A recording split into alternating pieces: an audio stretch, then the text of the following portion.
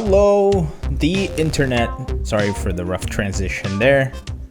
Welcome to Tuesday, August 10th of the year of our Lord Umbasa 2021, and yet another episode of Best of 5.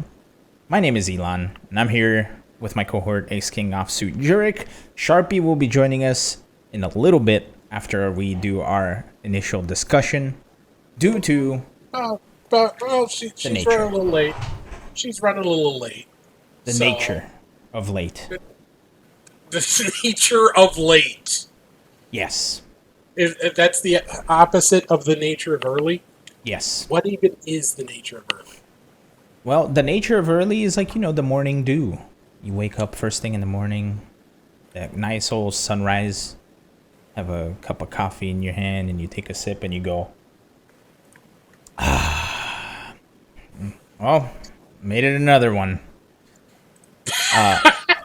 Nature of late is the opposite of that. You get home, you look outside, you don't see any dew on the grass. It's got like that weird haze after the day, and you just take a sip of your coffee at 8 p.m. and you go,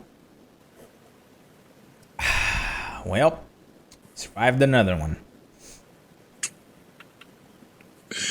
Oh man, I have so many questions, and I'm not going to ask any of them right now because we've got a packed show, don't we? We have a very packed show, and we should get right to it because for the first time in this show's history, we're not starting with a recap. Not yet.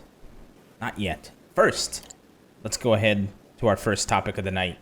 Initial thoughts on EVO, because EVO started last week or this week? This past weekend. So we got to see some crazy Skullgirls action. We got to see some crazy Guilty Gear action. We got to see some crazy Mortal Kombat action. I almost said Mortal Kombat X, but it's Mortal Kombat 11. And it is the new overlords of EVO, which are Sony and Enterprise? No. Something with an E. RTC, thank you. I can't remember the name. But anyway, and it's the first time we've had EVO Online. Obviously, from past EVO Onlines didn't quite happen due to the nature of stuff that I would not like to bring up again. But Steve, what are your thoughts on EVO today, or EVO this week? Well, did you get a chance to watch any of EVO this past weekend? Yep, I was gonna watch the Latin America stuff, and then, they canceled it. That was an unfortunate thing. Guilty Gear Strive, the Latin America event, unfortunately, their top 8 was not streamed outside of one match. They ended up canceling the stream due to connectivity and technical issues.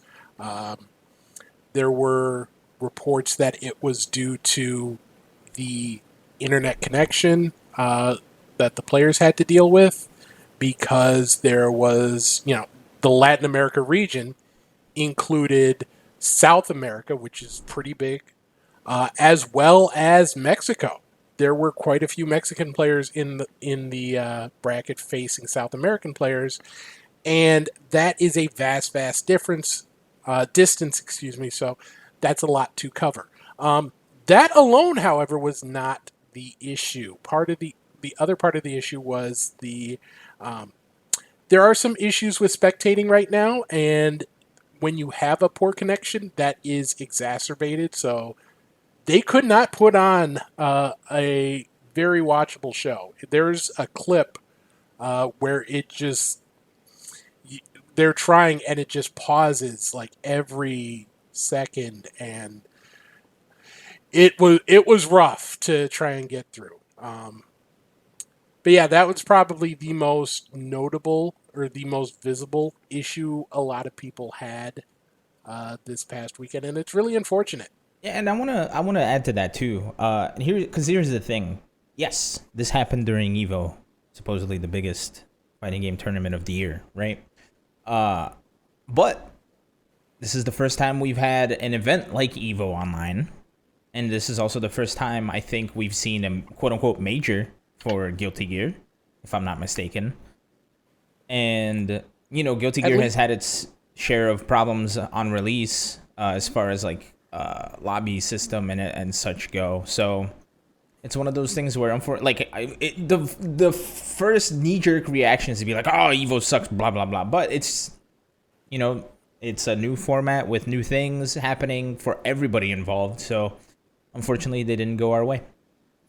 I think part of it, and a lot of the reaction I've been seeing, especially from people in South America and Mexico, is the idea of putting those two together. It feels it's not EVO's not the first to do this, to group Mexico with South America, but it does feel like to them it just feels like, okay, it's the rest of the world.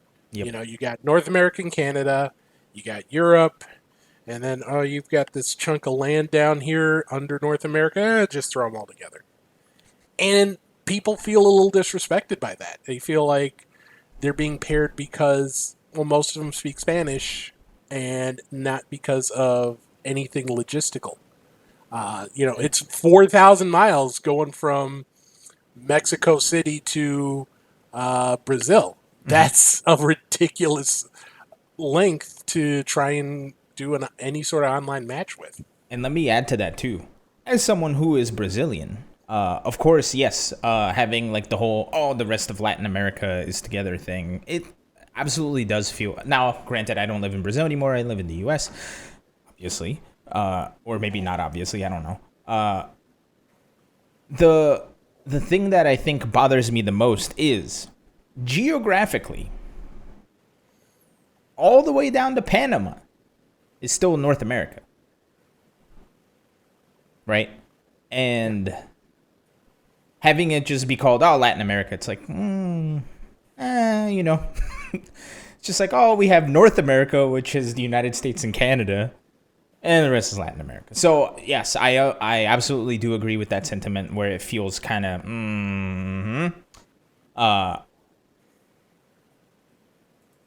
But, yeah, and it's a wonder to me that they would do something like that, because I think somebody actually put a graph of this where the U.S. fits in continental South America and in a way that it's like you can see from coast to coast, continental or the continent of South America and the U.S. are as wide as they are. They're equally as wide. However, lengthwise, it's triple to what you would expect, especially adding Mexico and the Bahamas to it. Whew, the Caribbean and stuff. It's crazy. So that's definitely a weird logistical error, I would say. However, again, I feel like this is one of those things, again, where this is the first iteration of this, right? We've never seen an EVO Online before. So I feel like there's a lot of holes to be stepped in, and that's a hole they've stepped in. And they sure tripped over it real hard. They probably sprained their ankle on it. But I hope that this is a mistake they don't make again. Well, I hope they're not in a position to have to make this mistake. I hope we're able to run offline events next year.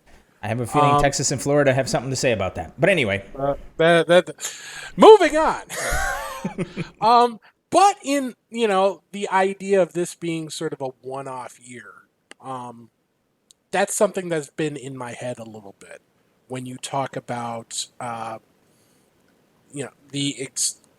the experience that some people have had in brackets, because one of the other things, and we'll get into that with, maybe we won't get into it, but something Leffen brought up after, spoiler alert, he won Guilty Gear Europe, is that he had to spend a lot of time waiting on disqualifications. Mm-hmm. And this is something we saw when online tournaments first started up, the first few big ones, and then it kind of dipped because everybody got used to it. We haven't had any sort of these online tournaments of this size in quite a while, especially none with the brand name of something like Evo attached to it. So you had a whole lot of people signing up, and combine that with the fact that unlike previous Evos, you don't really have to make a huge commitment to go there. You don't have to get time off of work. You don't have to take vacation time. So maybe a lot of people signed up and just forgot or had something come up. But I was going through some of these brackets, and pretty much every bracket I saw had at least 35% of the matches and losers end in a DQ. And that was actually on the low side. Most of them were around between 40 and 50%. There were a couple, actually, like the Latin America Mortal Kombat tournament and the European Mortal Kombat tournament were both around 2/3 of matches ending in DQ. So if you're one of the 1/3 that showed up, that's a lot of waiting around you have to do. So I know that soured some people's enjoyment of it. And I don't know what they can do outside of charging an entry fee. I have a counterpoint to this. One of the reasons why I stopped going to offline tournaments is because I hated waiting around between matches. So I feel like this is a thing that happens offline or online. I specifically remember a DreamHack Austin. This was like right when Street Fighter first came out. I think this was 2016. I specifically remember a DreamHack Austin where free entry fee. I played 2 matches and got out of pools. Yeah, I mean, I don't think this is an online exclusive thing. Specifically because again, like I remember waiting. I think it was a Texas Showdown, and I don't mean to blow up Texas Showdown because I love Javi and I love what they do, but this was one of those points where like I was sitting there waiting for this, and this happened at Final Round as well. And again, I don't mean to, like, this isn't a dig at, oh my God, Larry. What's the TO's name? Larry. Larry, thank you. This isn't a dig at Larry, and this isn't a dig at Javi. I think it's just a personal me thing where I would play my first match, would have to wait 20 minutes because my opponent did not get there in time, then would have to wait an hour for my next opponent. Like, I'm not exaggerating, like an hour, right? And it's either because the people running the pools weren't moving along or because we were waiting for a match on stream. So I feel like that's a universal issue that I've always had an issue with. So bringing it up with just an online tournament, it's like, especially with Smash GG is meant to keep things moving. So I feel like that might just be one of those things where people were at home bored. So yeah, that's all I want to say about that. Not that it's not an issue. Yeah, but that's my feeling towards it. At least when you're at home, you can be on your computer, you can be on your phone, you can entertain yourself in some way while you're waiting, so that you're not captive to that pool station like you are in an offline event. But I mean, it happens with offline events too. I remember when I ran a bracket at Combo Breaker for Combo Breaker was another one. The Rivals of Aether, and it was a 16-person bracket, and 4 people showed up. You remember the shirt monsters from KOF 13 at Evo? Oh yeah, that's right. It's just we're not used to seeing it in this big of degree across so many games. When you have 7,000 people showing up and they can do so for free, you're gonna run into this. And like I said, I don't know how you can really change that without putting up some sort of barrier to entry, like an entry fee, or maybe even a deposit that you get back if you show up, or something like that. And I don't know if that's necessarily worth doing. Or we can streamline how we run brackets. And I mean that in the sense of, I know Smash GG does a good job of this with keeping everything on time, but I just feel like 10 minutes is too long of a what do you call it? Like a grace period. 10 minutes, 5 minutes. I think that's too damn long. Especially when, the check-in wait time, it's like you sit down, you check in, and all of a sudden you're sitting there for 10 minutes to see whether your opponent shows up or not. That's way too long. Sorry for cursing, but This is something I'm passionate about, especially because I participated in a tournament for the first time in a long time this week. I went 1-2. Suck it. I didn't go 2. But it's like, why? And this, I guess this is an issue I'm having with life in general, so I'm sorry for unloading this, but I'm going to do it anyway. Why am I there on time, right when the timer starts, and my opponent shows up at minute 9 of 10, and then I have to play the match, Like, I feel like this is something we just need to streamline. If people are not at their, like, this is a thing, it's like, and I don't want to call other people inconsiderate, because I'm sure there's, like, a lot of other things happening, right? But from my selfish side, it sure seems like it's people being inconsiderate. But again, people live their lives. There's a lot of things happening, and I'm doing this while I'm banning somebody in our chat. So hooray me! Thank you. But yeah, it's like I don't know. I feel like the brackets could be streamlined. I feel like there's too much leeway for people being late and inconsiderate and holding up a tournament. I think that's the fix. Honestly, make it a 5-minute grace period, and even that I think is too long, and then 2 minutes with matches. And the way Smash GG works is after your match ends, you check into the other one. There should be no reason why we're waiting more than 5 minutes after somebody's match is over to check into another match. You know what I'm saying? That's me. Yeah. Sorry, I got worked up on that one. It's okay. This is hopefully a unique challenge that they have to face this year. It's not. It's been happening for so long. But speaking of things being a unique challenge, there's something that's kind of been at the back of my head, and I'm really hoping that it's just because this is a one-off year, first year hitting the ground running, trying to get things going. But obviously, we didn't have a info on streams for pools when we were with you last week. We found out a couple days later that there were no streams for pools. Which decision. It's I understand if the budget is limited for this one, or they're focusing it all on the offline event in November.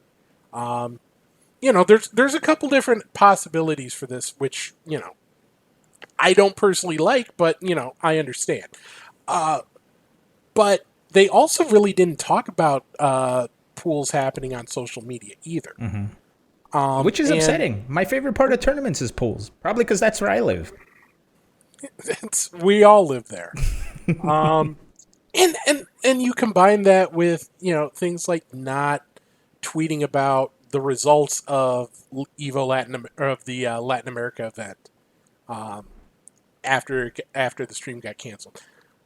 All of those just start digging into the back of my head and think maybe all they care about is the spectacle.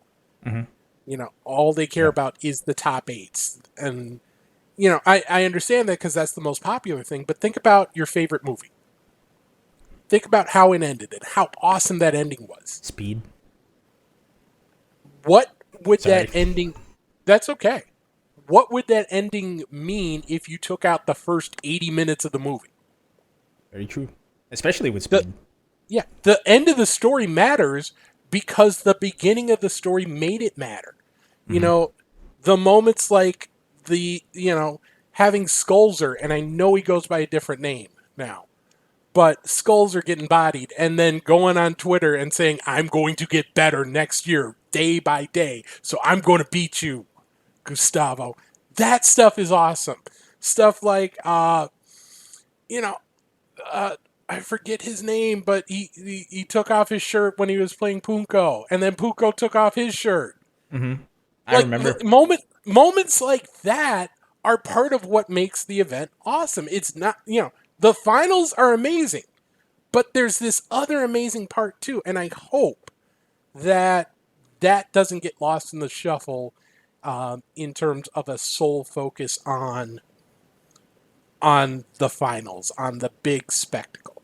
Yeah, and so Blue also brought up Valle beating Bonchan with Hugo versus Sagat in Street Fighter 4. That was amazing. But yeah, I honestly, I want to believe that this was a logistical thing, because logistically, pool streams are difficult in an offline setting. I can't even imagine on a size of a tournament like Evo, especially split up into different regions, how they would do that. So I feel like that might be a logistical thing, and I'm willing to say like I understand.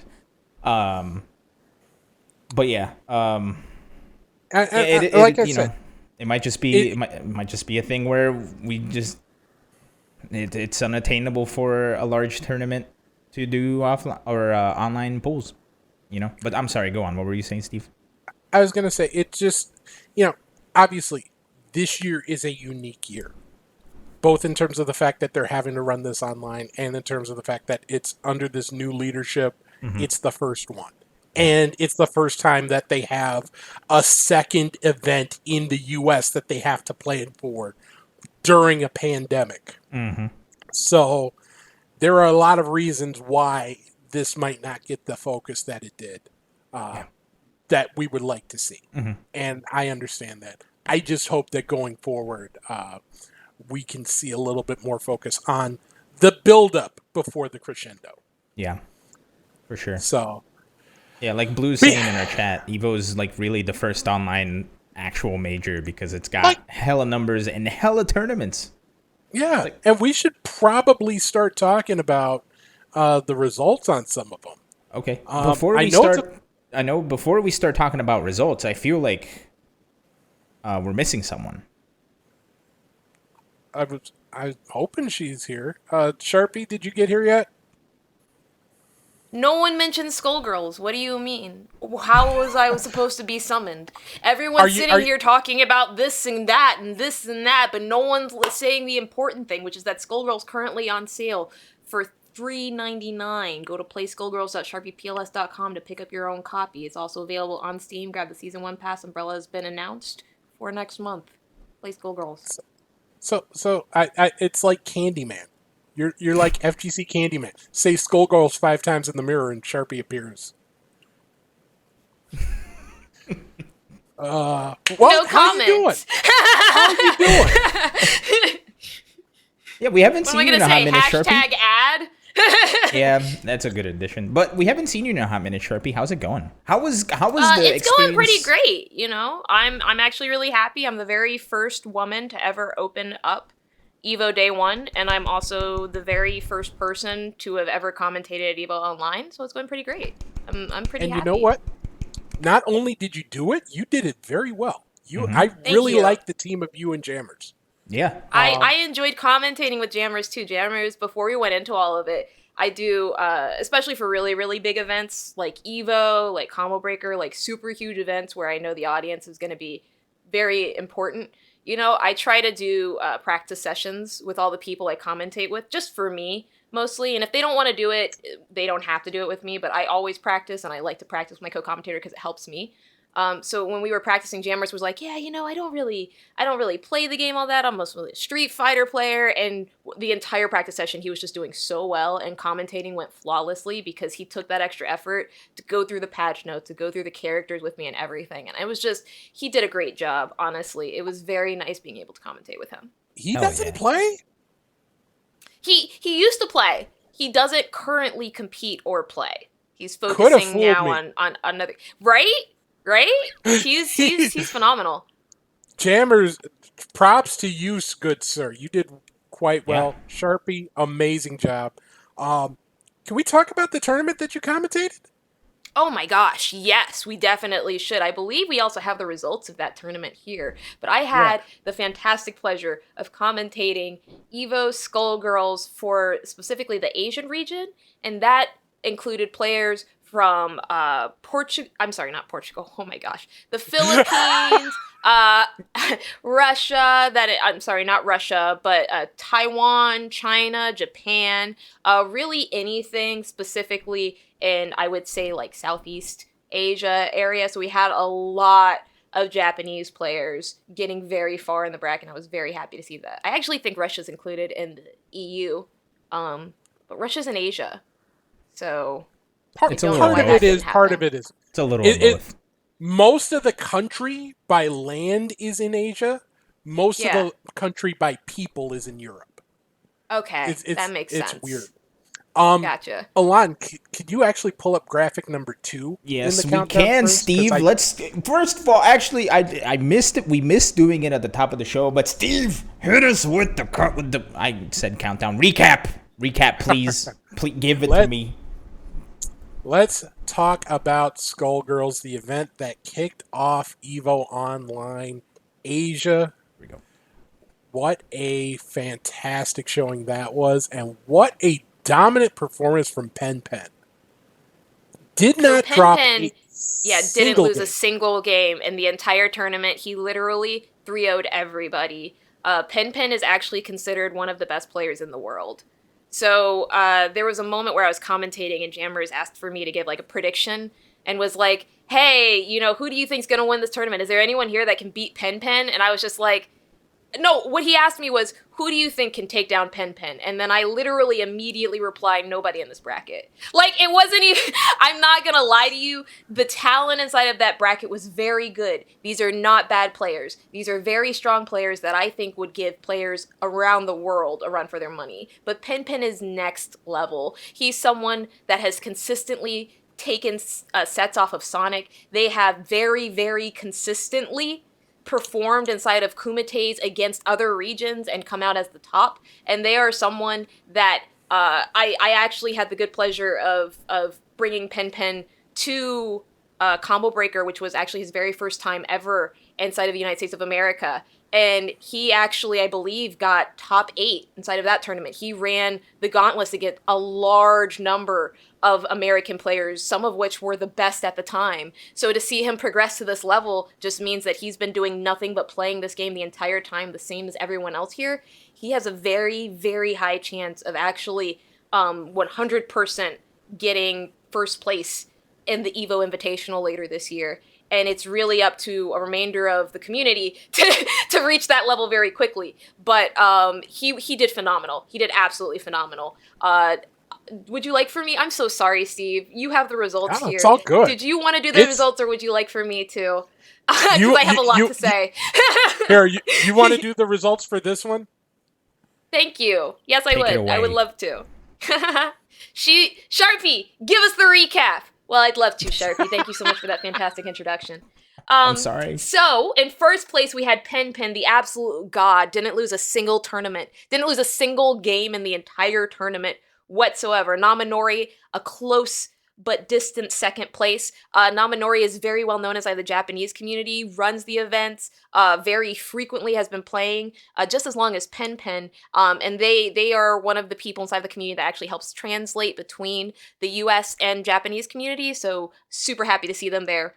Risent, and I only know them as Raw, is actually a Philippines player. They are one of the Discord mods inside of the main Skullgirls Discord, but they performed very well here. We have Hiroshire, another Japanese player, Koto Ichigo, which some may know as 619 Man, Old Huang, this is actually his very first time inside of an international bracket like this that we're seeing him. I'm not familiar with this player in any way, shape, or form. He just came out and top 8'd.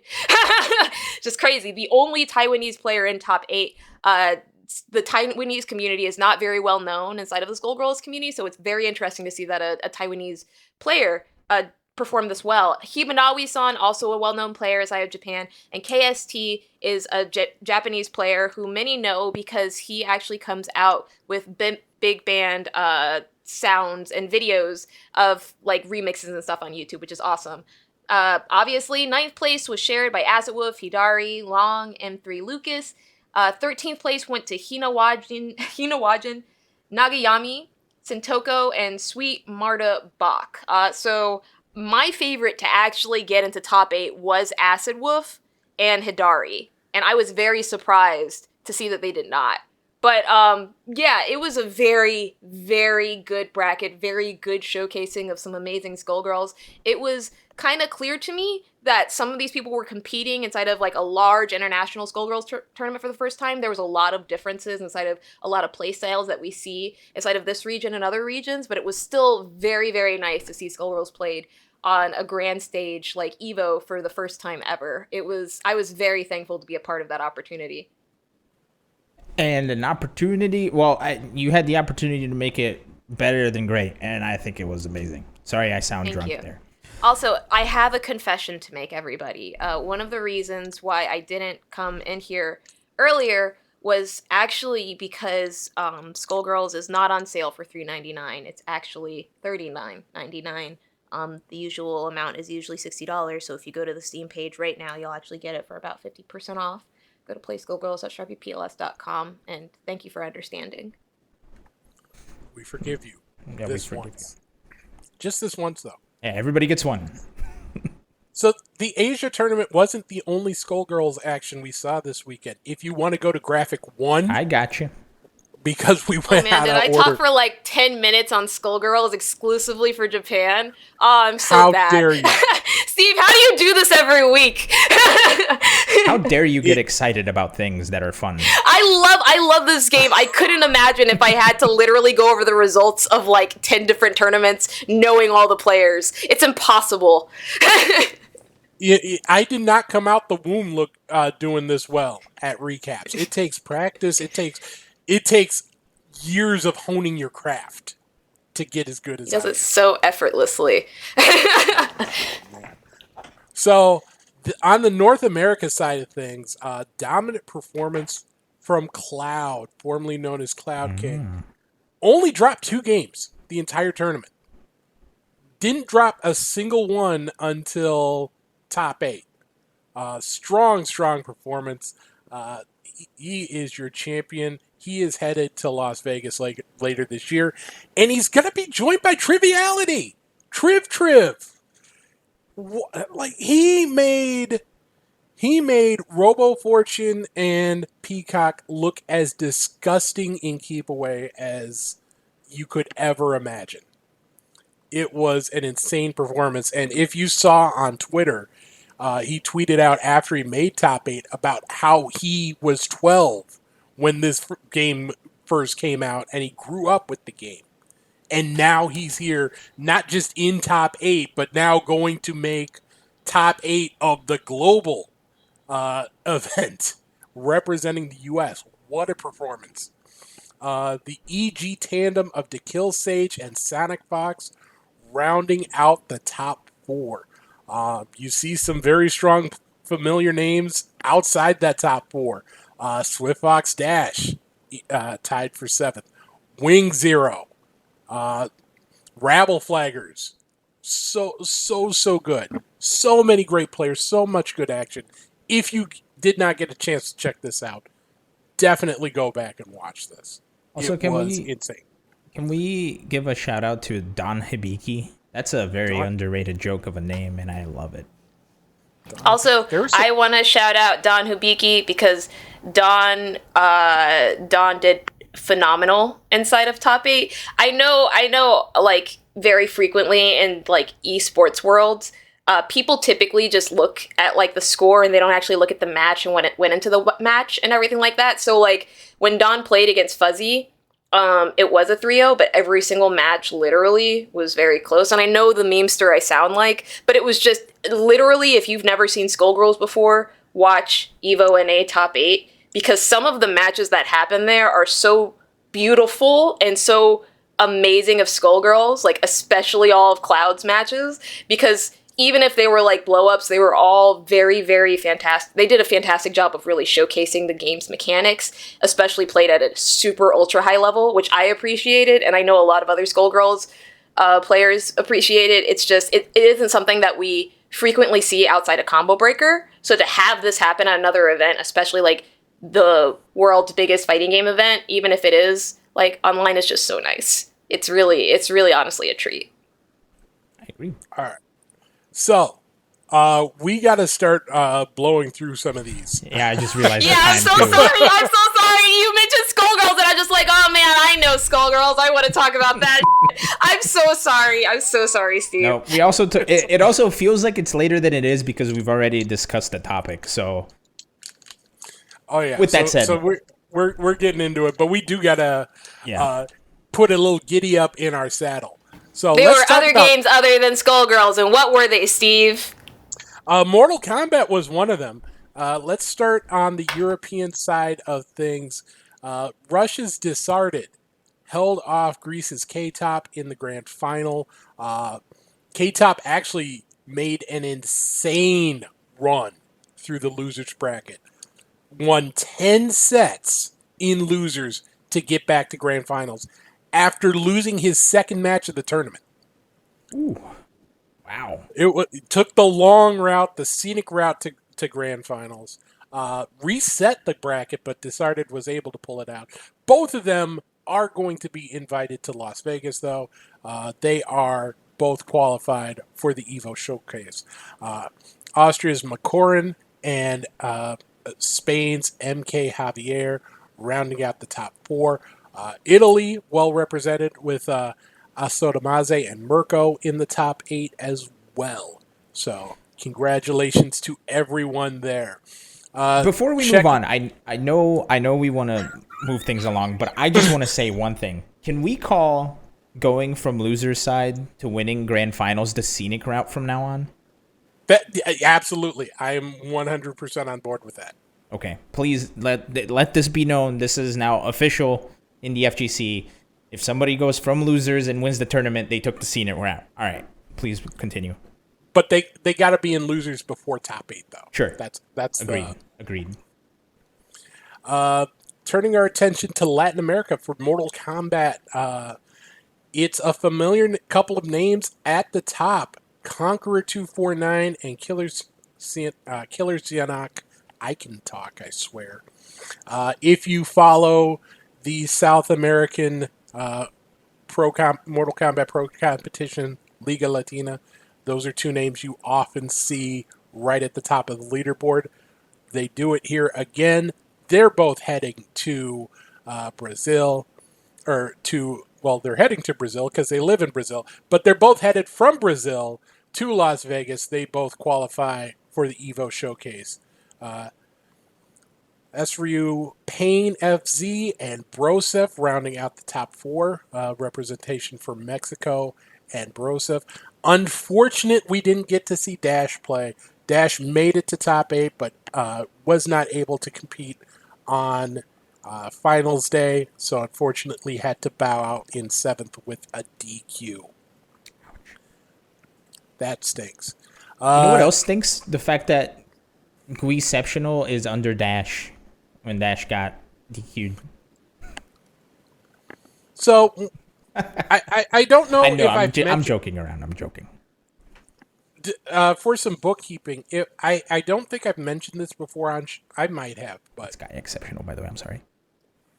When players are tied for 5th or tied for 7th, I just do it in alphabetical order. Okay, good to know. So unless you can rearrange D and G in the alphabet, that was always going to happen. We'll make it happen for next time. All right, let's talk Tekken. Let's talk good-ass Tekken. Because we had some good-ass Tekken on display.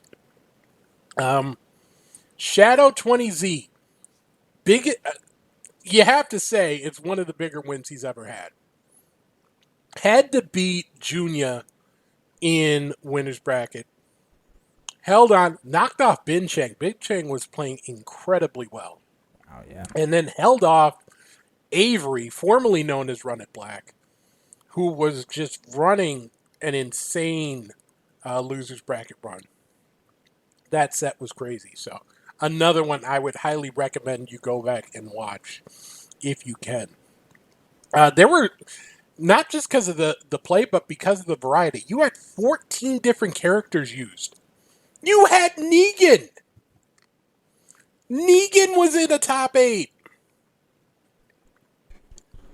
And Negan almost took a game off of Anakin. Prince Blaviken was actually making Negan look really good.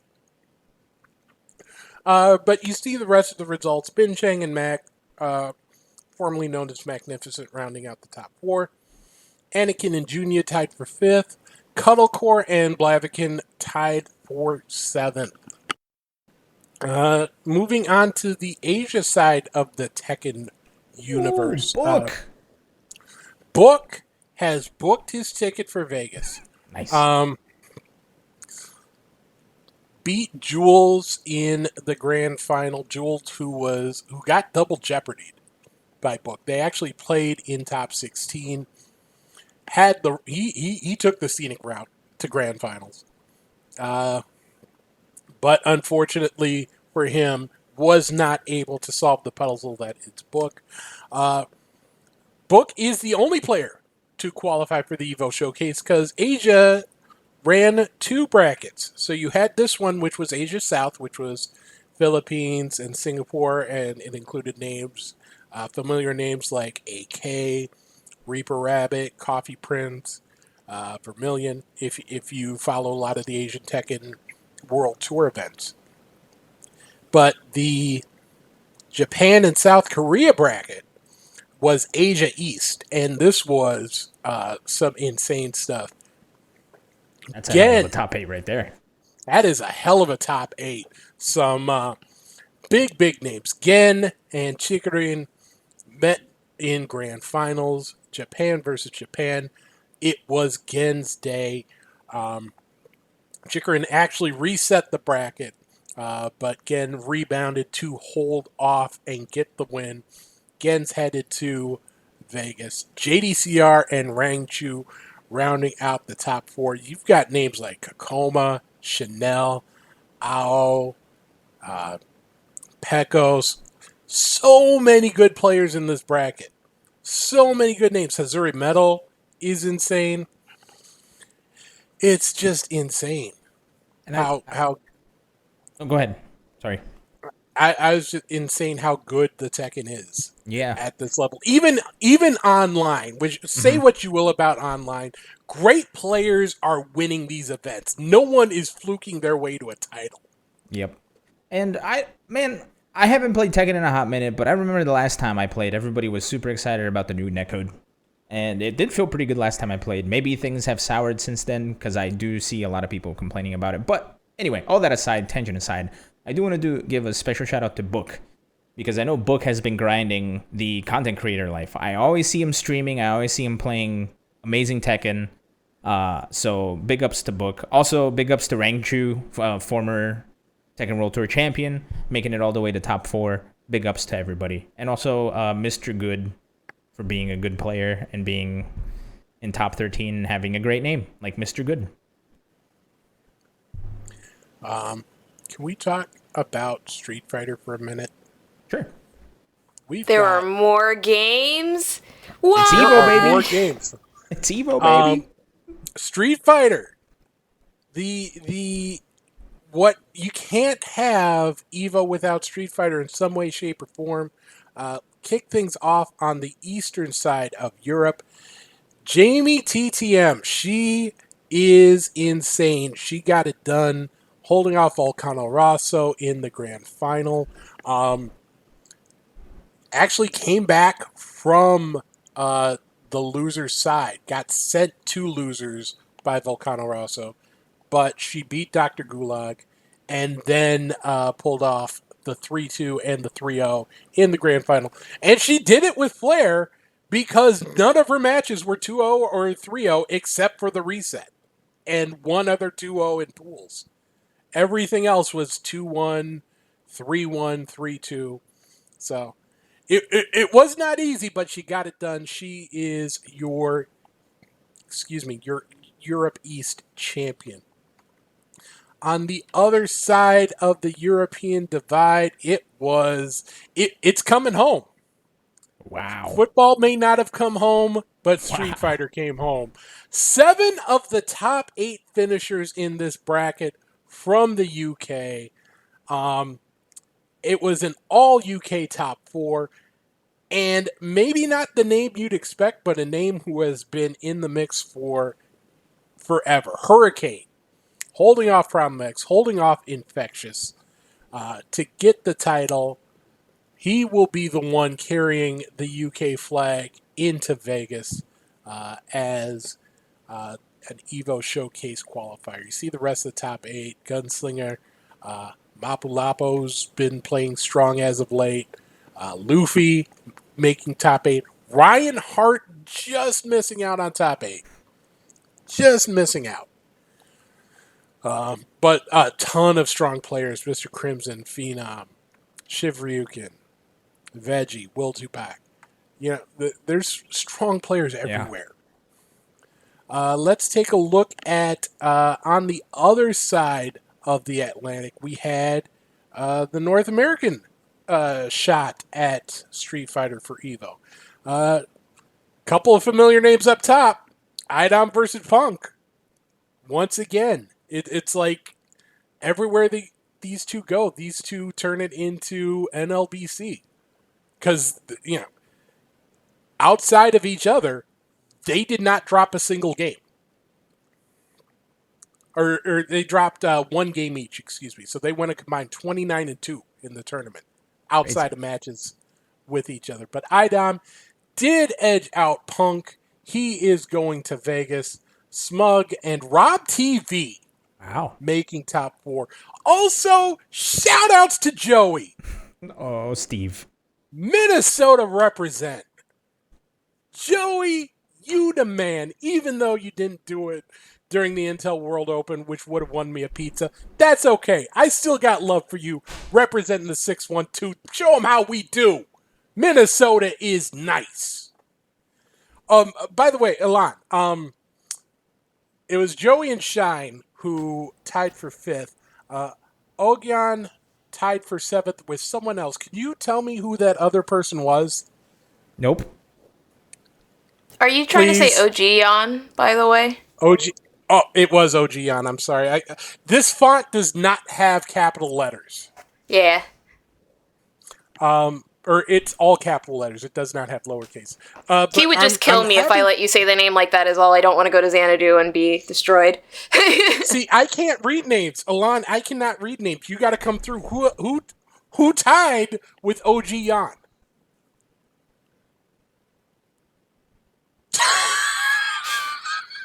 Come back.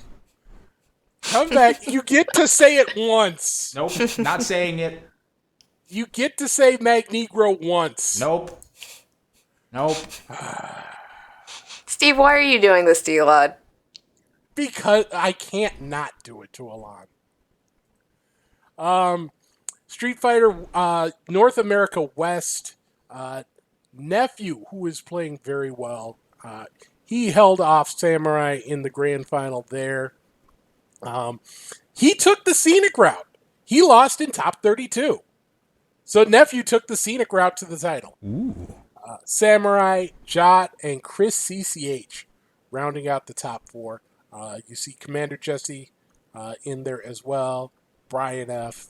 Justin Wong making top 16 as well. So Nephew is headed to Vegas, or at least will be invited to Vegas. And then let's talk about Guilty Gear. We unfortunately did not get a chance to see these players play on stream, but Trema and Mike Safdie will get a chance to see them hopefully in Vegas. They both qualified. Trema pulled it off 3-2 in winners final and 3-1 in the grand final to represent Brazil. Mexico's Mike Safdie finishes runner-up. Young Ho and Rigama rounding out the top 4. Also, shout-outs to Mena RD for almost making top 8. One game short. I have one thing to say. Yes. Yesterday, I played in the Justin Wong sub-tournament for Guilty Gear for the Panda Bamboo Battle thing. And my first round match was against Mike Safdie. And at first, I was like, man, I'm pissed off I lost first game. And then I won the next game. And I was like, man, I guess I am a scrub. But now that I see he's making top 2 at Evo and he won the tournament itself, I'm not a scrub. Evo, Elon, don't be this person. I can't let you be this person on stream. If he won, then that means I'm good. Anyway, let's keep going. Yeah, that's paying respect to your opponent. You know, you didn't just... You lost to a number 1 seed. Yep. That means you could be as high as a number 2 seed. Yes. And nobody will know because you weren't the number 2 seed. Yep. Exactly. And let's close things off with arguably the most notable result of week 1. Guilty Gear Strive, the European region. No, this is not Smash. No, that is not a typo. Big Leff. Leffen is your Evo Guilty Gear Europe champion. People are gonna say, yeah, well, he played Chip. Yeah, well, it's Europe. There aren't many good people here. Yeah, he's good. He was obviously you got to be good to be ridiculous in Smash, but he was also pretty damn good in Dragon Ball FighterZ, one of Europe's best players for a while. Comes over to Strive, wins the European Evo tournament. You can't hate. You may not like him as a person, you may not like him as a personality, but he is, without a doubt, one of the strongest players. To win any sort of Evo tournament in a platform fighter and a non-platform fighter, that takes an insane amount of talent. Yeah. Well, you know also, he played Guilty Gear before Strive. Like, he played Exert and Plus R. He's talked about, like, how he grew up playing Guilty Gear. Like, he plays anime games like that. I think people just know him for Super Smash Brothers because the Smash community is significantly better than the traditional FGC. So it's like, of course he's going to be more known for that game. Like, it's just how it goes. Yeah. You know who else is good? Blue for subscribing for 34 months. Thank you, Blue. And he says, both champions are chip players. F the down players. I do want to say this. I don't understand, like, the hate / I guess, like, polarization of Leffen winning. It's like, he won. He's great. Why are I don't think pissed about people, it? like, I'll be honest, with Leffen specifically, sometimes it feels like he creates an environment where, like, people feel better being mean to him, and that's not like excusing people that are mean to him, but he kind of like goes out of his way to talk about how he's better than everyone else ever. And like he does that in Smash. He did that when he was just starting out in Dragon Ball FighterZ, and then immediately like got trounced by a lot of like traditional fighting game players. So it's like, I think that's kind of just how he is as a person. He's just a very boastful person. So when he wins something like this, the very first thing that he says is, you know what? F all my haters. Like immediately after he wins, that's the type of person he is. And that's like not bad, because especially in the Smash community, I feel like there are a lot of people that are looking for you to fail. But I think there were less people looking for him to fail and strive, and a lot of people just really happy to see someone that they followed from Dragon Ball FighterZ succeeding. And I think it was a lot of conflation between two different audiences that kind of resulted in him saying something that like was only really meant for the Smash people to traditional fighting game players, and that's where it got messy. But he's at that intersection of Smash and traditional FGC, so it's always weird with him. Yeah, I know. Go ahead, Steve. Go ahead. I was gonna say part of it is that certainly. Part of it is he does stuff like, I don't know, go on stream and pop off about how he didn't like how Evo was run, which he did about 5 minutes after winning the tournament, which is perhaps the most on-brand thing Leffen has done in the last month. Still not as bad as other people inside of the traditional fighting game community, though. Sure. Yeah, like I remember specifically like someone we a couple won't weeks give ago. any mention to whatsoever because they don't deserve attention, honestly. Oh, I know exactly who you're talking about. Yeah. I don't, and I want to keep it that way. I will say, though, there was a wise man. Well, his wisdom may be arguable, but a Mr. Rock, a Kid Rock, if you will, he once said that they say I'm cocky, and I say, what? It ain't bragging, mother trucker, if you back it up. Leffen absolutely backed it up. And he'll have a chance to do it. He's coming to Vegas. Him and Uriel Legion from Spain. which great to see Spain representation here. They're top 2. They're coming. Get ready. Yeah. Was Leffen also the same person who suggested like top players get like special like that was Leffen. VIP rooms that was Leffen. The same easier Leffen that said straight up, if you can't afford my subs, like don't talk to me or something like that, or like on people for doing like customer service food jobs. Yeah, that's Leffen. That's why I was like, Leffen's just that type of Leffen is he's not like a small child, but I think of him kind of as like someone who has never been forced to do like menial labor for money. Like he's always had an opportunity to do something else. And so I think that he sees the world a lot different than other people do. Because I think all of us here on the podcast have had to do things in order to pay our bills that we would have preferred not to do. Not like killing people. I mean, I can't speak for myself when I say that, obviously. But, you know, so we understand that there are jobs that we have to do. And so a lot of, like, Leffen is someone who literally grew up playing video games and then got to a point where he could just keep playing video games. He's never really had to do anything else. Yeah. So he doesn't understand people that can't just do what they love just because they're not good enough. So that when I think about him in that context, it makes it a lot easier for me to understand a lot of the comments he makes.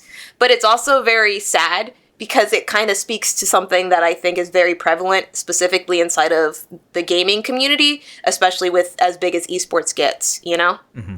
Yeah. And I guess I kind of understand why he's so polarizing now. But I still think, you know, the whole hatred thing, I think, is something we all need to shy away from. But what amazing results for Guilty Gear Strive, huh, Steve? I was also going to say I want to look at the rest of this bracket because I accidentally just derailed everything. Look at the Tides for 7. Alioun's back, baby. Alioun, yeah, absolutely. Brictarium, strong player. Tied for 5th. Hashtag bring Biken back. Why? That is the player's name. That's how they entered on Smash GG. I don't make it up. I don't do any sort of commentary on this. I just give you the name. That's the name. I'm sorry. If you're down with the hashtag, you're not down with the hashtag, that ain't on me. All right? That's on the player. Steve, did we have any other tournaments? There was one other one that we should mention all the way at the beginning because we had a CPT event for Australia. This was the only dedicated event for Australia this season, and it was won by Travis Styles, one of the strongest players in that country. He only dropped one game the entire way. And that was to Panda in winners finals. Everything else was either 2-0 or 3-0. So dominant performance for Travis. He is qualified. He is qualified for Capcom Cup. Now that we have a term for somebody coming in from losers and winning, what's the term for not dropping a game? Should we just call it the toll road since the other one's the scenic route? No, because they gotta pay. Yeah. The Expressway. Expressway? I like Expressway. I like Expressway a lot. Yeah, Expressway and the scenic route. I'm down. Those are terms that we're starting here. We're gonna make sure they catch on. Chat, help us out. Put it on the wiki. Put it on the fighting game Finitude, dictionary. Put it on the FGC dictionary. Okay. We need to start moving on with our topics. However, before we move on to the next topic, I believe there's a very important interview that we all missed that we need to watch. So, enjoy this interview.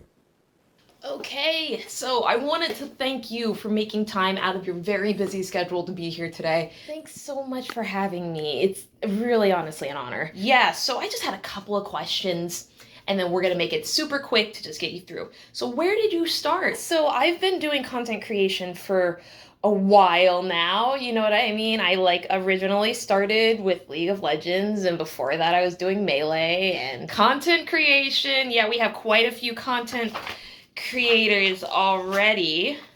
Maybe we can go another route. What's the worst experience you've ever had in your entire life? It was tough, but I've always felt like I've had a lot of positive experiences too. Okay, not positive, negative. Like, has anyone told you that your face looks like a dog's? Your forehead should be called a 5-head, honestly. Where do you see yourself Is that in what that 5 means? years? Like And money? How much exactly do you expect to be creating, exclusively doing a job that mostly 13-year-old trained animals could do? Play Skullgirls. Whenever you're ready. Sorry. That was actually what it was like when I was interviewing to be on Echo Fox. So thank you for sharing that very exclusive footage, Elon. Yep. I trusted you. Yep. Well, sometimes, honestly, as soon as you said that your face looks like a dog, for some reason, You probably died. I was just not expecting that at all. That was awesome. It just like cracked up hella hard. That was. It's amazing. really funny because it's like these teams will always be like, so what do you offer? And you're like, this is what I offer. They're like, that's not enough. And you're just like, that's all I have. They're like, well, what else is there? I mean, I see the downsides. These are the downsides. What else is there? And you're just like, I showed you everything I had. Well, But yeah, that's what it's like. That's what it's like to get interviewed to go to Echo Fox. I'm kidding. Wait, Echo Fox To be on an esports team, that's what it's like to be on an esports team. To interview for esports orgs is what it's supposed to be like. Yeah. Well, now that we have a little clarity into that, I think it's time for a block grab. Block grab. All right. Wait, did you add that sound effects? Is that new? No, I said it. That was actually really catchy. Can we add that for next time? But yeah, I absolutely. what's on the agenda for today, Elon? With our we block have grabs? we have 3 different trailers that we need to react to, one of which I am not dropping into our folder right now because I forgot to download it earlier. Who are you saying that to? Okay, we have a couple trailers to react to. First, Sharpie, and I think this one is the one that you want to talk about the most. Let's see what this is, shall we? Jeez, it's about time! You're so slow! Hooray! I knew that all that nagging would pay off. Oh, all that nagging did pay off, I guess. Her words, not mine. Umbrella. Steve, you're muted, I think. Did I mute you? No, you muted I you. muted me. Hunger looks like that is going to be a problem to deal with. And I am looking forward to seeing people deal with it. Grab. Grab for Steve. Sharpie, block or grab? The mechanic actually works off the hunger gauge that Hungren's gonna have, and it basically means the more that they eat, the different movesets they have, and if you get them at an optimal moment, you can do like a bunch of stuff. I like that mechanic, but I don't like full screen command grabs, so I'm gonna have to block that. Wow. Chat, show us who you want, because you're going to be the 4th member of the team here. But while chat is getting their block or grab opinion while they're getting their opinion sorted out, I mean, full screen command grab. She's projectile invuln, by the way, while she does that. So like if you're getting bombarded by someone, you can. That's why I was like, I straight up am blocking that 100%. Why? It's full screen command grab, projectile invuln. So unless someone comes over and touches you, which there's no other reason you should be doing that move unless someone's coming over to touch you, then that's happening. And in addition, it's not a super, so that can be her assist. So if you're getting spammed, you can just block, have an umbrella assist come out. I'm a grab, because I like that. No! Sorry. Polarizing opinion. And the chat has decided to grab it. So that's 2 grabs and a block. So I guess Bunch maybe... of nasty grabblers. maybe you know something we don't. That's totally possible. You mean how to actually play Skullgirls? That's very true. Cuts to the bone. That cuts to the bone. You mean how to actually play the game we're guessing on? Yeah, I guess. Speaking of guessing, can you guess what our next trailer is? Oh, you don't even need to because it's already here. よーし、やっちゃいましょう。僭越ながらお相手いたします。 More maids. 遠慮はな Right? しよ、 People were ひすいちゃん。 complaining that it's too many 僭 maids. 越ながら。ひょい It's the ice climbers. That's so crazy. And there's a tree. Why is there a tree? Where did the tree come from? September 30th. Okay, look, I don't even care. I'm grabbing. Me too. That's a grab. This is easy. Easy grab. You're telling me I can wobble people in Melty blood now? Yeah, it's a grab. That's a grab. Look, I am a big fan of getting people trapped. Like, I played Ms. Fortune specifically because if I could get her head on the opposite side of the opponent, I could just be like... That to me is amazing. Unrelated, but she's the most broken character in the game right now, by the way. Okay, I guess I'm going to have to do it again then. So I'm super into that. And there was a tree. I'm all about saving the trees, so I'm grabbing. Steve, what do you think? They set up a whole table of food. That's all I need for convincing. I'm grabbing. Steve, no! I'm an easy man to please. You give me a table of food, I will find something I like. It's not real, Steve. It's in a video game. You can't actually eat it. That. Don't tell me that. Let me have my dream. I've been on this whole 30 thing, so it's hard to look at food. I'm sad. I'm kidding. Oh, you're not 22 like the rest of us, Elon? Nope. I'm sorry. I'm old and washed up. I could never imagine being 30. Yeah. All right, let's play this next trailer because I don't want to even listen to Sharpie Same. right now. Thank you. Also, the chat did say grab overwhelmingly as soon as the maid showed up on stream, so I guess that's where we're at. Here we go. Last and final trailer for the block grab of today. What is it? Oh, that's the V skill. Also, this comes out next week. Yeah, we're... Turtle. I guess it's time to I don't even care about the rest of the trailer. Turtle. Here's V skill number 1 with multiple packs. Oh, God. That was nasty. Street Fighter 5 is about to get a whole lot wackier, and I love it. And he's also got fireballs, by the way. I never thought Street Fighter 5 could look like that, and I'm so excited. And I guess this is something that we mentioned last week after the summer update for both Street Fighter and for Best of 5. It's so cool to see that they're taking more risks with these characters, right? Like, I feel like if Oro was to come out a year ago, he would not look anything like that, and I'm happy about it. Especially like maybe 1 year ago, he'd look something similar, but 2 years ago, certainly not. They're willing to get wacky with this, and I'm down for it, so I grab. So a grab from Steve. Sharpie, what do you think? That's an easy grab for me. He definitely was not playing Street Fighter. That very easily looked like KI. Like, I could play that game. You know, I said the same thing about Manat. This is the second time I'm saying this about a Street Fighter character, but that looks like a character I would play. And that's kind of crazy, considering, like, I don't play anything other than, like, 2D anime games. Hey, sometimes it takes a special character or two to broaden your horizons. Yep. So was that a block or a grab? You said grab, right? That was a grab. Okay, Yeah, I did cool. say grab. Yeah. Easy grab for me. I can't wait to try this out next week. I'm definitely going to be trying to do a breakdown. I haven't played Street Fighter in a long time, but I'm definitely going to spend a little time with Oro next week. So, and chat, we got some grabs. So, and Kwanzai is grabbing a turtle, and I love it. Aww, so cute.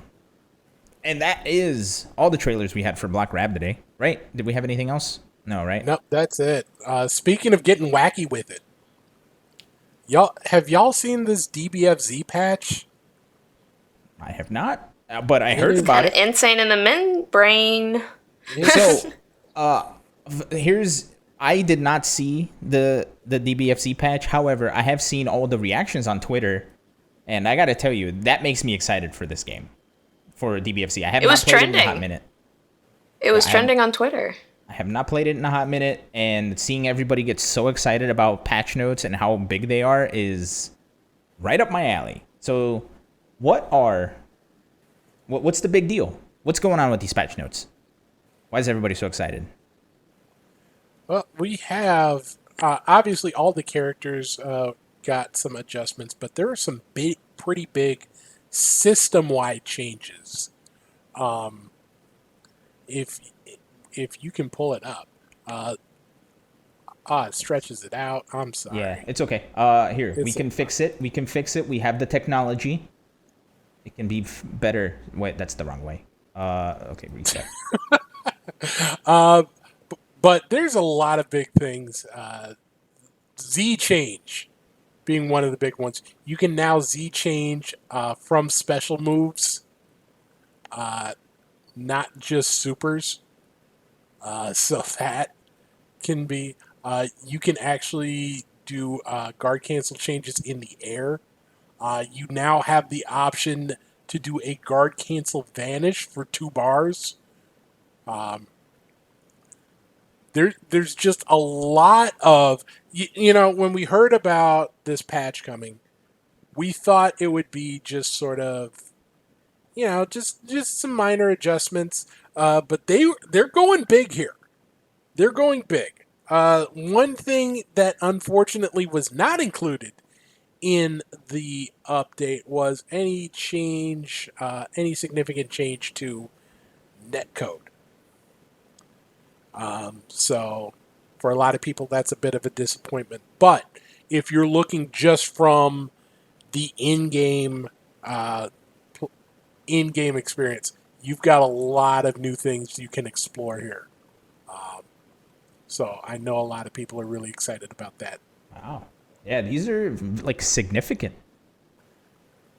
Huh.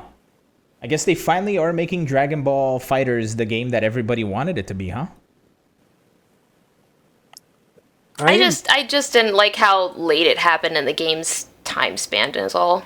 That's all I disliked about it. But I'm very happy for all these changes. I do also feel like it's been a long time coming, and I'm also really happy because it means that people who are still playing the game will have a significantly better experience playing the game as well. Mm-hmm. Absolutely.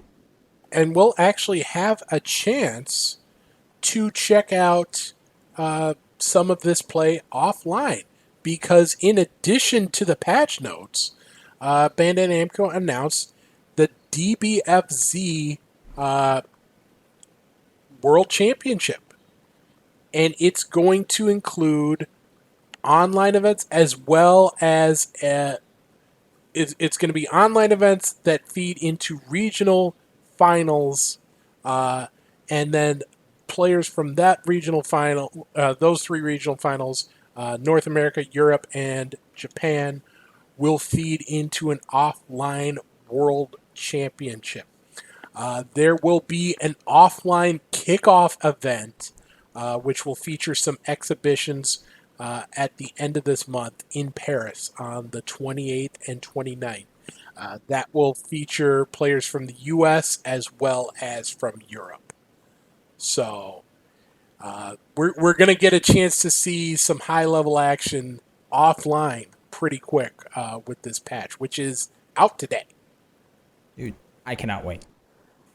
That be sounds really really exciting. It's fun to be excited about DBFZ again.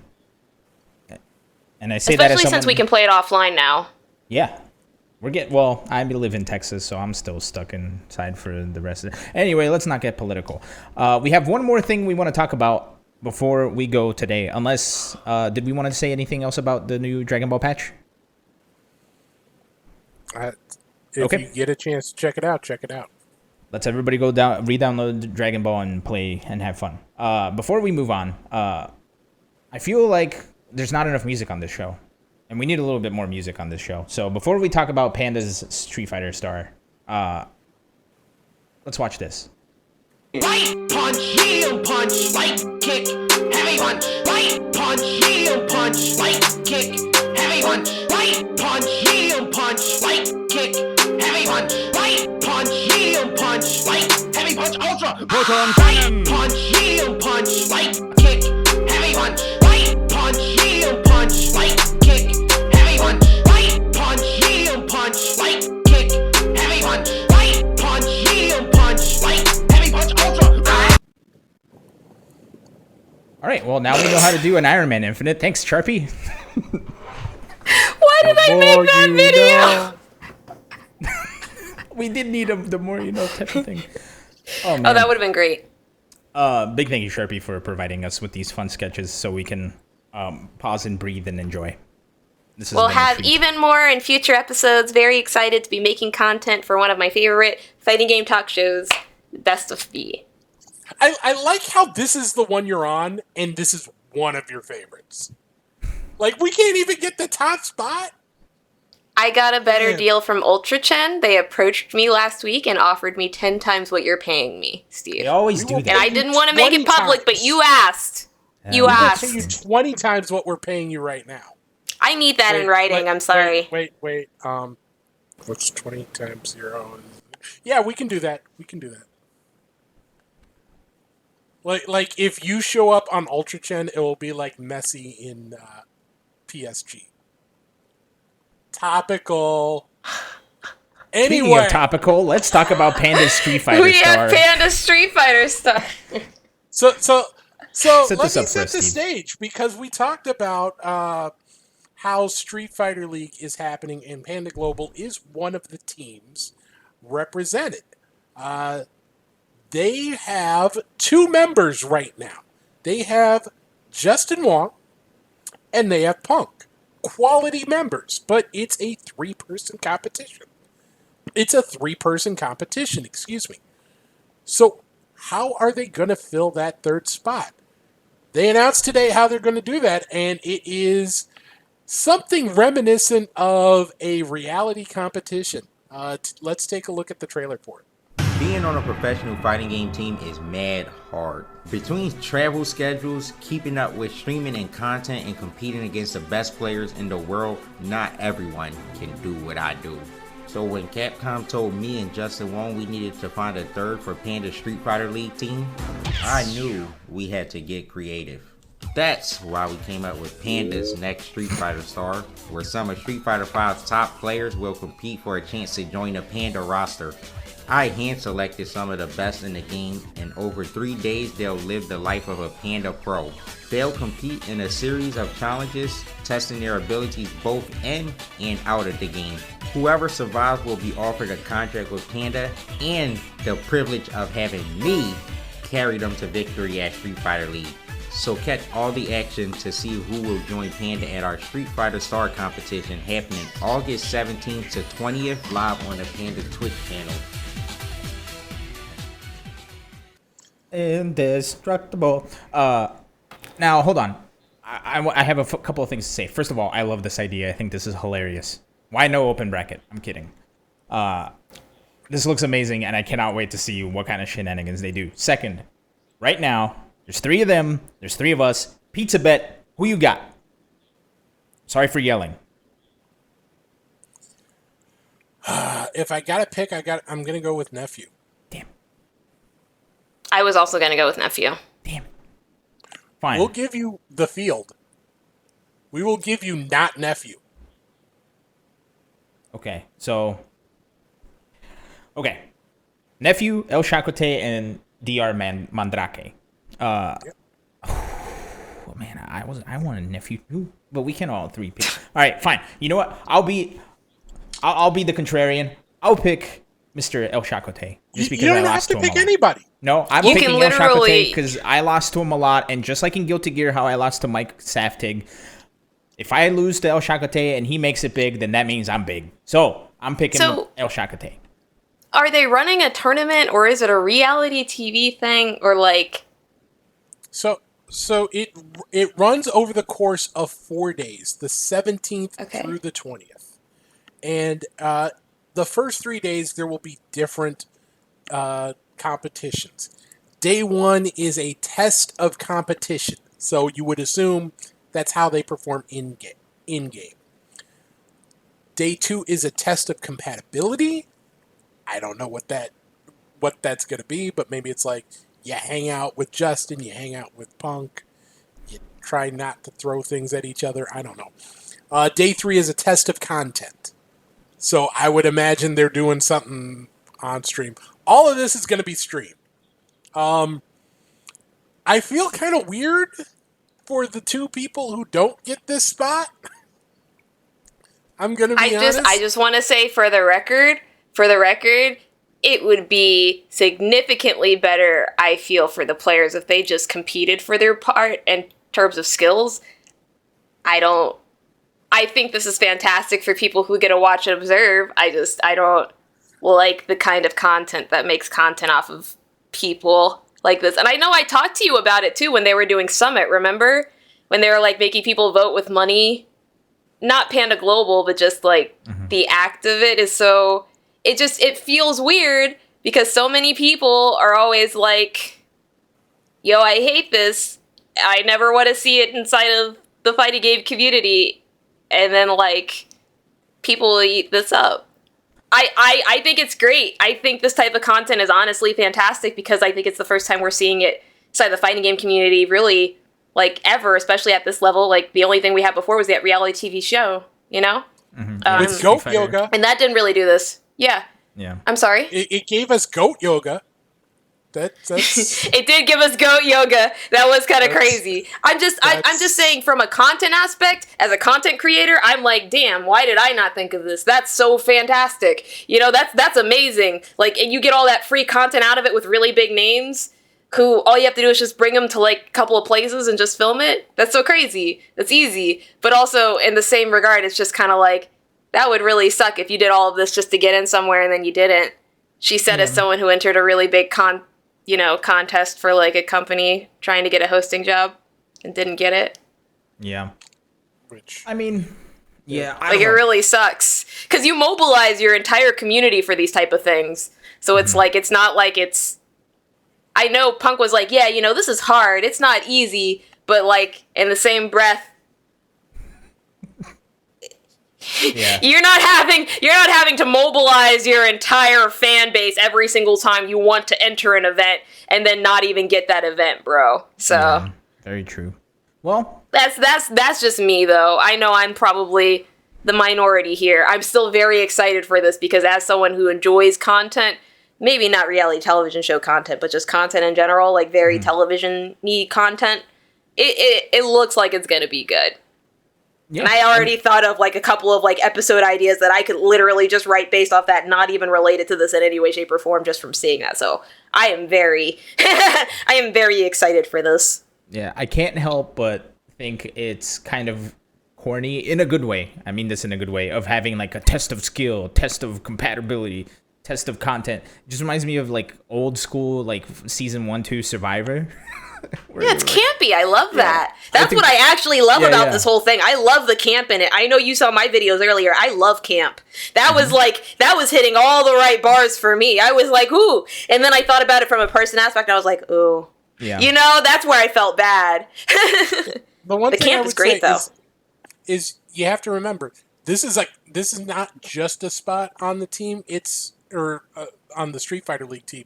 It's essentially a contract with Panda Global. So they're not just on the team for this event.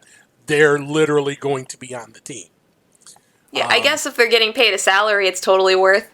But it's just like, it's really hard for me to see that because it's like, it feels like you're making content off of people that aren't even on the team yet. And they may not get reimbursed for that is all. I hope that the two people who end up not getting in get a little something for I hope so too. Worth their while. I mean, I feel like this might be a little bit different because the three of them did agree to be there.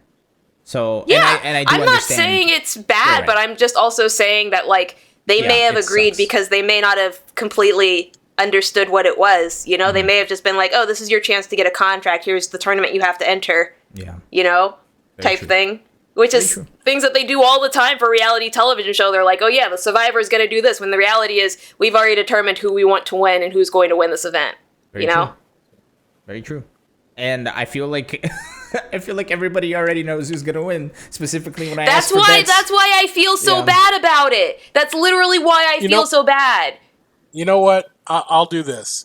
I'll switch to Mandrake so that all three of us have different picks. No, it could be just a you two versus me thing. We offered that, and you're like, no. Is that like that feels kind of weird? Why do you want the two black people on your podcast against you, Elon? And tied you for wouldn't say a seventh, name Alon? earlier? Who tied for okay. 7th? Okay. Well, that's going to bring us to the end of Best of 5. We hope you enjoyed this episode. Make sure you're checking out the Evo channel this weekend for some more fantastic Evo action. You see the schedule actually going across the screen below as I speak now. On this side of things, you have the wonderful and talented Purple Sharpie. You can follow her on Twitter at the Purple Sharpie. On this side, before he disappeared, our fearless host, Ilan. You can follow him on Twitter at Ilan121. I can't call him fearless anymore because he's afraid of saying Magnegro. And then, of course, I am Steve, Ace King Offsuit Jurek. You can follow me on Twitter at Ace King Offsuit.